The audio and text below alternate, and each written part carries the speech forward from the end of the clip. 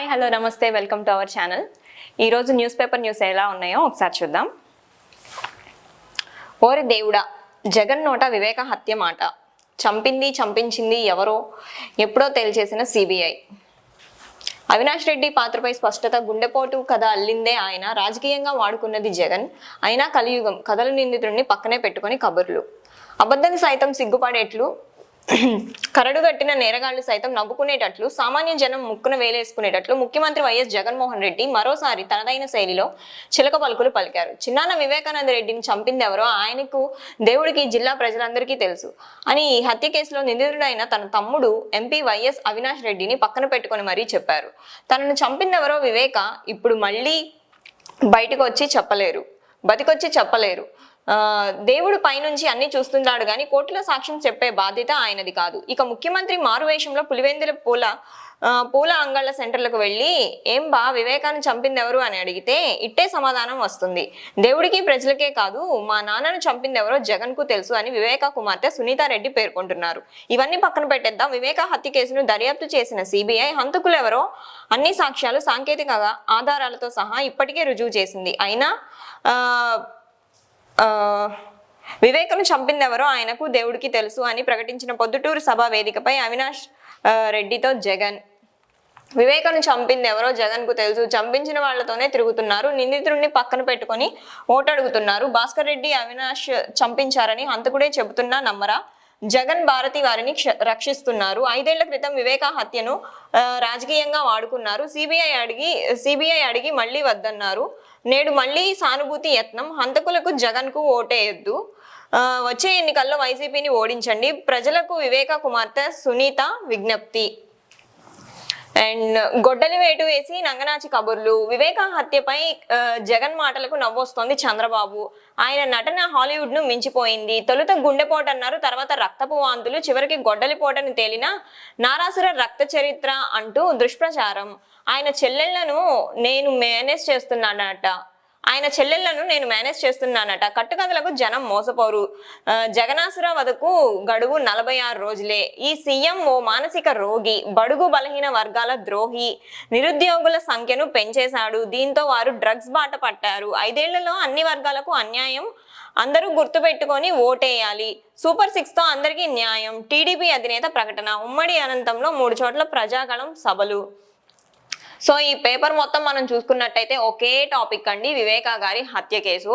అది already CBI enquiry జరుగుతోంది. So నేరస్తులు ఎవరు అని చెప్పి అది జడ్జ్మెంట్ అయితే రావటం అయితే జరుగుతుంది. సో అసలు ఈ ఎలక్షన్స్ టైంలోనే అసలు ఈ టాపిక్ అనేది తీసిందే వీళ్ళు, ఈ పచ్చ మీడియా వాళ్ళు. సో అసలు వీళ్ళకి ఇప్పుడు జగన్ గారిని ఎలాగా జనాల్లోకి బ్యాడ్ గా పోర్ట్రే చేయాలి, ఆయన్ని ఎలాగైనా సీఎం అవ్వకుండా ఇంకా ఆపేయాలి అని చెప్పి ఎలాగో ప్రజలందరూ ఫిక్స్ అయిపోయారని వాళ్ళకి తెలుసు. సో వాళ్ళు ఎలాగైనా ఒక టాపిక్ అనేది తీసుకొని వచ్చి దాని గురించి ఆయన్ని బ్యాడ్ చేస్తే అయినా ప్రజల్లో ఏమైనా వస్తుందేమో అని చెప్పి వాళ్ళైతే అనుకుంటున్నారు. కానీ అలాంటిది ఏమీ జరగదండి. సొంత చెల్లెలనే వాళ్ళపైకి రెచ్చగొడుతున్నారు, ఆ సంగతి అందరికీ తెలుసు. అండ్ అలాగే బ్యాక్ లో ఉండి నడిపిస్తున్నది, వాళ్ళిద్దరిని బ్యాక్ లో ఉండి నడిపిస్తున్నది అంతా చంద్రబాబు గారే అని చెప్పి అందరికీ తెలుసు. అండ్ అలాగే ఏమంటున్నారంటే ఆయన ఏదో నటిస్తున్నారంట. ఫస్ట్ ఆయన గుండెపోటు అన్నారంట, తర్వాత రక్తపు వాంతులు అని చెప్పారంట, చివరికి గొడ్డల పోటని తేలిన నారాసున రక్త చరిత్ర అని దుష్ప్రచారం అంట. చెల్లెలను మేనేజ్ చేస్తున్నాడంట. ఇవన్నీ నిజాలే కదండి, ఇందులో అబద్ధాలు ఏమున్నాయో మనకైతే తెలియట్లేదు, కానీ వాళ్ళు అలా రాశారు. జగనాసుర వధకు 46 రోజులేనంట. మరి జగనాసుర అంటే జగన్ గారిని జగనాసుర అని చెప్పేసి మెన్షన్ అయితే చేస్తున్నారు వీళ్ళు. ఆయనకి గడువు 46 రోజులే అంట. అంటే ఎలక్షన్స్ కదా, దాని గురించి చెప్తున్నారండి 46 రోజులే అని చెప్పి. బడుగు బలహీన వర్గాల ద్రోహంట. సీఎం ఒక మానసిక రోగి, బడుగు బలహీన వర్గాల ద్రోహి, నిరుద్యోగుల సంఖ్యను పెంచేశాడంట. బడుగు బలహీన వర్గాలకి ఎలాంటి అన్యాయం చేశాడో జగన్ గారు మాకైతే తెలియదండి. మీకు ఏమైనా తెలిస్తే మీరు నాకు కొంచెం చెప్పండి. అండ్ అలాగే ఏంటంటే నిరుద్యోగుల సంఖ్యను పెంచేశారంట. మరి ఇచ్చిన ఉద్యోగాలన్నీ ఏంటండి, గవర్నమెంట్ జాబ్సే కానివ్వండి, అవి సచివాలయం జాబ్సే కానివ్వండి, వాలంటీర్ జాబ్సే కానివ్వండి, అంతకుముందు గవర్నమెంట్ లో అసలు అవి కూడా లేకుండా ఖాళీగా రోడ్ల మీదే తిరుగుతున్నారు కదండి. మరి అప్పుడు మీరు మాట్లాడలేదే, మరి అప్పుడు మీరు సమాధానం ఏం చెప్పలేదే, మరి అప్పుడు మీరు ఏమి ఎక్స్ప్లెనేషన్ ఏమి ఇవ్వలేదే, అప్పుడు నిరుద్యోగులు లేరా, ఇప్పుడే ఉన్నారా? అండ్ అలాగే డ్రగ్స్ బాట పట్టారంట. అప్పుడు మరి 14 years మీరు ఉన్నప్పుడు అసలు మరి డ్రగ్స్ అనేవే లేవా, ఇప్పుడే కొత్తగా డ్రగ్స్ అనేవి వచ్చినాయా అని చెప్పి నేనైతే అడుగుతున్నాను. అండ్ సూపర్ 6 తో అందరికీ అందరికీ టీడీపీ అధినేత న్యాయం చేస్తారంట. మరి అంతకుముందు ఇచ్చిన హామీలన్నీ పోయాయి, 600 హామీలన్నీ నెరవేర్చేశారు, అయిపోయినాయి. ఇప్పుడు మళ్ళీ కొత్తగా ఒక 6 అయితే తీసుకొని వచ్చారు. ఆ 6ని మాత్రం నేను ఖచ్చితంగా చేస్తాను, ఆ 600 హామీలని వదిలేసేయండి, ఇప్పుడు కొత్తగా నేను 6 హామీలు ఇచ్చాను, సూపర్ 6 అంట. మరి ఈసారి ఏం చేస్తారో చూద్దాము. మరి ప్రజలు నమ్మే పరిస్థితిలో ఉన్నారో లేదో మనకైతే తెలీదు, వేచి చూద్దాం. అండ్ ఇంకొకటి ఈనాడు చూద్దాము.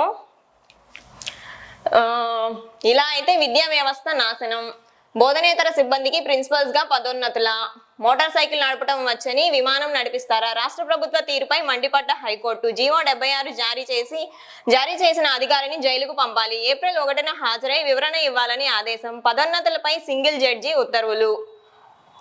ఓకే, నెక్స్ట్ మేనల్లుడికి అత్యున్నతాధికారి నజరానా, ద్రవిడ వర్సిటీలో బోధనేతర పోస్టులను బోధనగా మార్పు, ఉన్నత విద్యామండలి కీలక అధికారి సహకారం, యథేచ్ఛగా నిబంధనల ఉల్లంఘన. ఓకే, మరి బాబు గారు ఏమంటున్నారంటే బాలీవుడ్ హాలీవుడ్ ను మించేలా జగన్ నాటకాలు, వివేక హత్య కేసులో జగన్ ది రోజుకు అబద్ధం, 5 ఏళ్లలో రాష్ట్రాన్ని లూటీ చేశారు, ప్రజాగళం సభల్లో చంద్రబాబు. ఓకే, ఏ టాపిక్ తీసుకొని వచ్చినా అంటే అసలు వాళ్ళ పేపర్ మొత్తం తీసుకొని వస్తే పేపర్ మొత్తం మనం ఒకసారి చూసుకున్నట్టయితే వివేక హత్య కేసు ఈ ఒక్క టాపిక్ తప్ప ఇవాళ మన పేపర్లో ఏం టాపిక్స్ లేదండి. చూడండి, మళ్ళీ వివేక హత్య కేసులో జగన్ది రోజుకో అబద్ధం, అందులో న్యూస్ వేశారు, ఇందులో ఒక న్యూస్ వేశారు, మళ్ళీ 5 ఏళ్లలో రాష్ట్రాన్ని లూటీ చేశారంట. మీరు 14 ఏళ్లలో చేసిన రాష్ట్రం లూటీ అవన్నీ ఏం కనిపించట్లేదు. జగన్ గారు 5 ఏళ్లలో ఎక్కడైనా తీసుకొని ప్రజలకే వంచిచ్చారు తప్ప ఆయన సొంత జేబుల్లో అయితే ఏం వేసుకోలేదండి, అదైతే అందరికీ తెలుసు. ప్రజాగళం సభల్లో చంద్రబాబు గారు ప్రజాగళం సభలు బాగా కండక్ట్ చేస్తున్నట్టున్నారు. అండ్ 3 రాజధానులు ఏర్పాటు చేసాం, 99% హామీలు అమలు చేసాం, యువతకు ఉద్యోగాలు ఇచ్చాం, నంద్యాల సభలో అడ్డగోలుగా అబద్ధాలు చెప్పిన సీఎం. ఇది విన్నారా అండి? 99% హామీలు అమలు చేశారు. ఏమండి, చెప్పిన హామీలన్నీ జగన్ గారు అమలు చేశారా చేయలేదా అని చెప్పి అందరికీ తెలుసు. ఆయన ఏదైతే నవరత్నాలు అనేవి ప్రవేశపెట్టారో ఆ నవరత్నాలు ఆయనే చెప్పారు 99% అని. ఆయన 100% నేను పూర్తి చేశానని కూడా ఆయన చెప్పలేదు, ఎందుకంటే ఆయనకు తెలుసు కాబట్టి ఆయన ఏం చేయలేదు. ఒక 1% అయితే ఎక్కడైనా డిఫెక్ట్ ఉంటుంది, అది కామన్ కాబట్టి ఆ 1% నేను చేయలేదు, సో 99% నేను అన్ని చేశాను అని అయితే ఆయన చెప్తున్నారు. అండ్ అలాగే యువతకు ఉద్యోగాలు ఇచ్చారు కాబట్టి ఉద్యోగాలు ఇచ్చామని చెప్పారండి, అందులో తప్పే ఉంది. మరి ఇక్కడ చూడండి, నంద్యాల సభలో అడ్డగోలుగా అబద్ధాలు చెప్పిన సీఎం అంట. ఆయన చెప్పిన వాటిలో అబద్ధాలు ఏమున్నాయో నాకైతే తెలియట్లేదు, మీకేమైనా తెలిస్తే కామెంట్ చేయండి. Thank you.